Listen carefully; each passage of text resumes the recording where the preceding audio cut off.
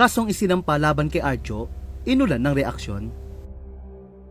Mainit ang usapan kaugnay sa umano'y maanomalyang flood control projects na nagkakahalaga ng bilyong-bilyong piso. Sa gitna ng reklamo ng mga mamamayan sa patuloy na pagbaha sa kanilang lugar. Lumabas ang ulat na marami sa mga proyektong ito ang pinagmulan umano ng kickback o SOP para sa ilang mga politiko. Kamakailan, nagbigay ng pahayag ang mag-asawang Diskaya hinggil umano sa mga politikong binibigyan nila ng SOP o kickback. Kabilang sa kanilang listahan, si Congressman Arjo Atayde ng Quezon City. Batay sa report ni Quezon City Mayor Joy Belmonte na isinumiti kina DPW Secretary Vince Tinson at ICI Advisor Benjamin Magalong, mayroong 331 flood control project mula 2022 hanggang 2025 na may kabuuang halaga na halos 17 bilyon. Sa kabuuang bilang, 305 umano ay wala sa master plan, habang 170 projects ang may tinatawag na congressional insertion. Ang tinutukoy ng congressional insertion ay yaong mga proyekto na isinisingit ng ilang kongresista sa budget ng Department of Public Works and Highway kahit hindi nakapaloob sa opisyal na plano ng lungsod. Para sa mga kritiko, malinaw na usapin ito ng kapabayaan at posibleng maling paggamit ng pondo.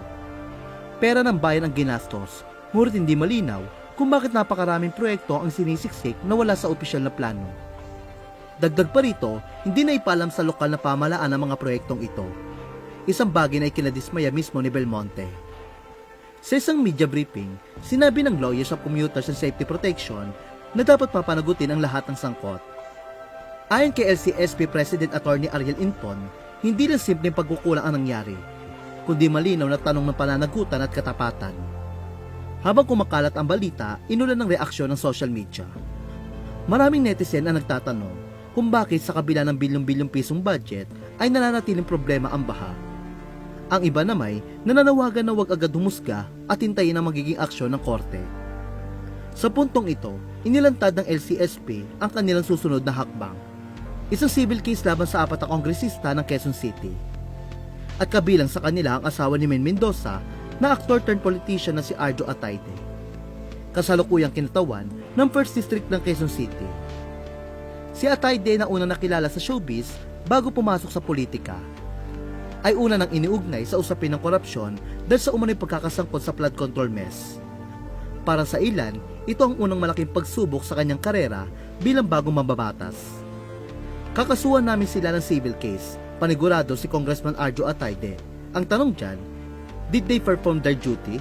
May honesty ba? Ani Inton. At dito lalo pa nag-init ang usapan. Naniniwala ang marami na dapat nang managot ang mga opisyal na dawit sa mga anomalyang proyekto. Para sa ilang netizen, nakakapagbigay pag-asa ang balitang ito. Ngunit para sa mga taga-suporta ni Congressman Atayde, labis itong ikinadismaya.